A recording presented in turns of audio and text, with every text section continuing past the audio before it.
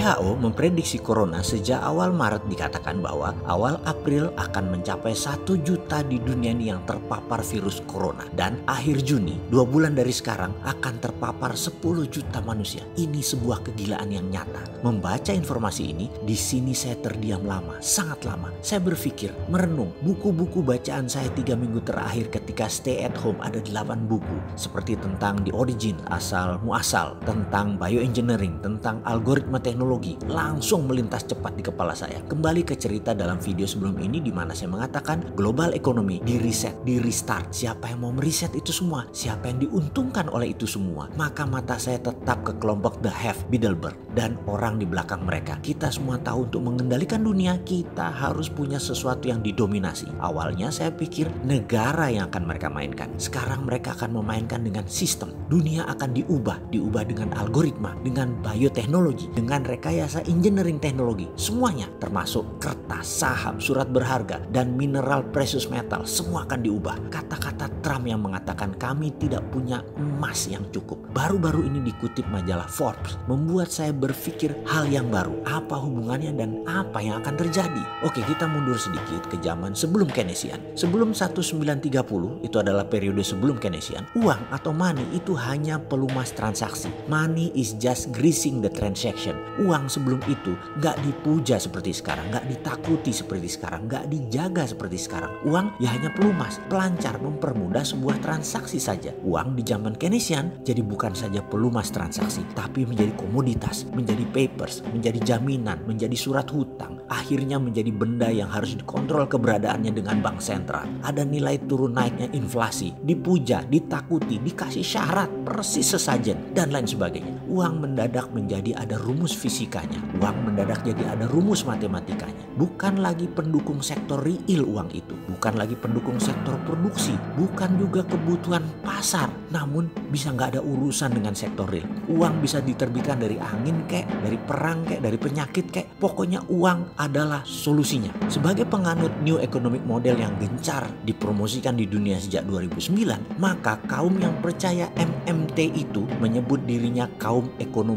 post-Keynesian atau setelah Keynesian. Di sini, ekonom post-Keynesian akan memurnikan kembali uang sebagai greasing the transaction lagi, plus underlying project. Ini penting untuk difahami. Namun, ada kelompok yang tidak ingin MMT mengambil dunia. Siapa mereka? Apakah kaum Keynesian seperti para pejabat di banyak negara, di IMF, di World Bank, termasuk di Indonesia, yang tidak ingin dikalahkan MMT? Bukan. Mereka yaitu kelompok digitalpreneur Bilderberg. Mereka anti underlying. Mereka akan menggeser dunia menjadi menggunakan algoritma. Maksudnya begini, Bitcoin, kita ambil sebuah ilustrasi. Bitcoin itu gak ada jaminan apa-apa kecuali matrik algoritma lalu diterbitkan terbatas. Hanya 21 juta satoshi. Inilah kemudian jadi otomatis bergerak berdasarkan demand supply sehingga terjadilah turun naik. Jadi ada nilai, jadi ada pertukaran. Ketika Libranya Facebook terbit pakai underlying algoritma pasar, dunia tersentak. Moneter dunia tidak setuju, banker dunia tidak setuju, bank sentral panik, dan ini membuat kesal kelompok The Hive ini. Inilah mengapa sejak 2018 mereka getem-getem ingin sudah bergerak dan merekayasa tatanan dunia baru tanpa negara. Mereka shadow, mereka akan mengontrol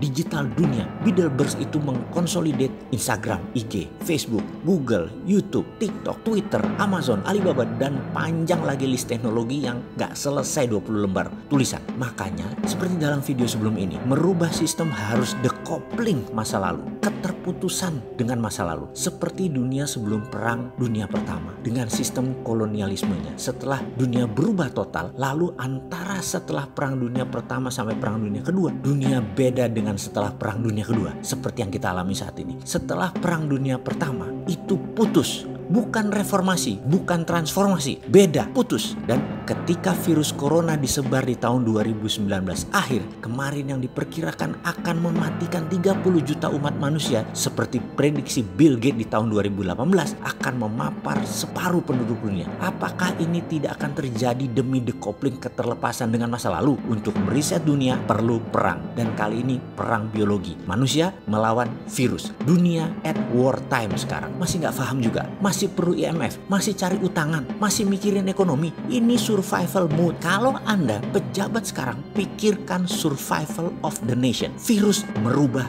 dunia. bioengineering teknologi merubah dunia. Dunia ke depan mata uangnya tidak perlu emas lagi, tidak perlu precious metal lagi. Dunia ke depan dikendalikan pemegang teknologi berbasis algoritma konsolidasi dan bioengineering. Inilah tatanan dunia baru. Negara menjadi less important. Negara menjadi tidak terlalu penting, tetapi manusia tetap paling penting. Bagaimana Pak Pejabat? Masih mikir bisnis bohir Anda atau Anda berbisnis sehingga harus tetap jalan dan rakyat dibiarkan pakai herd immunity? Keterlaluan kalian.